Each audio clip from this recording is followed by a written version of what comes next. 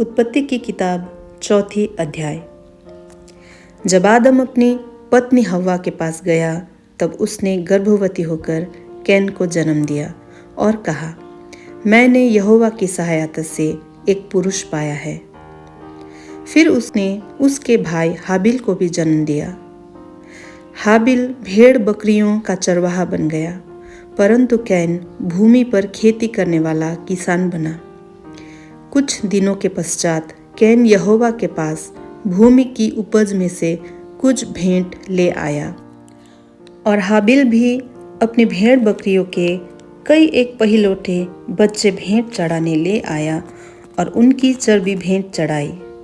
तब यहोवा ने हाबिल और उसकी भेंट को ग्रहण किया, परंतु कैन और उसकी भेंट को उसने ग्रहण न किया।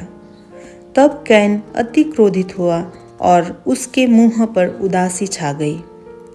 तब यहोवा ने कैन से कहा, तू क्यों क्रोधित हुआ और तेरे मुंह पर उदासी क्यों छाई है?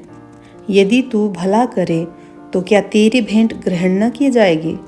और यदि तू भला न करे तो पाप द्वार पर छिपा रहता है और उसकी लालसा तेरी ओर रहेगी और तुझे उस पर प्रभुता करनी है। तब कैन ने अपने भाई हाबिल से कुछ कहा, और जब वे मैदान में थे तब कैन ने अपने भाई हाबिल पर चढ़कर उसे घात किया। तब यहोवा ने कैन से पूछा, तेरा भाई हाबिल कहाँ है? उसने कहा, मालूम नहीं, क्या मैं अपने भाई का रखवाला हूँ? उसने कहा, तूने क्या किया है? तेरे भाई का लहू भूमि से मेरी ओर चिल्लाकर मेरी दुहाई दे रहा है। इसलिए अब भूमि जिसने तेरे भाई का लहू तेरे हाथ से पीने के लिए अपना मुंह खोला है, उसकी ओर से तू शापित है। चाहे तू भूमि पर खेती करे तो भी उसकी पूरी उपज फिर तुझे न मिलेगी और तू पृथ्वी पर भटकने वाला और भगोड़ा होगा। तब कैन ने यहोवा से कहा, मेरा दंड सहने से बाहर है। देख, तूने आज के दिन मुझे भूमि पर से निकाला है और मैं तेरी दृष्टि की आड़ में रहूँगा और पृथ्वी पर भटकने वाला और भगोड़ा रहूँगा, और जो कोई मुझे पाएगा मुझे घात करेगा। इस कारण यहोवा ने उससे कहा, जो कोई कैन को घात करेगा उससे 7 गुना बदला लिया जाएगा।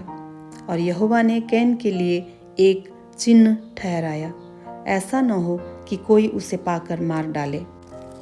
तब कैन यहोवा के सन्मुख से निकल गया और नोद नामक देश में, जो अदन के पूर्व की ओर है, रहने लगा। जब कैन अपनी पत्नी के पास गया तब वो गर्भवती हुई और उसने हनोक को जन्म दिया। फिर कैन ने एक नगर बसाया और उस नगर का नाम अपने पुत्र के नाम पर हनोक रखा।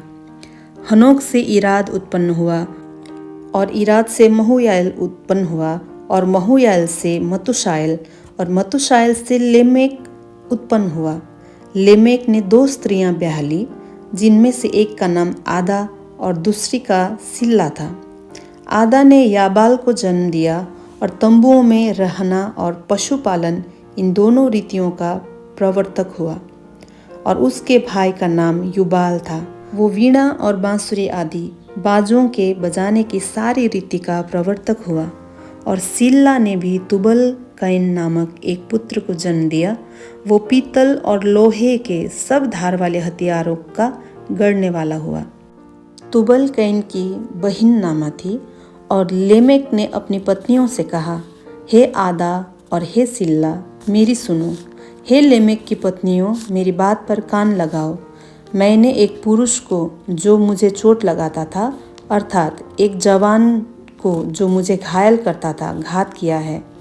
जब कैन का बदला 7 गुना लिया जाएगा तो लेमेक का 70 गुना लिया जाएगा।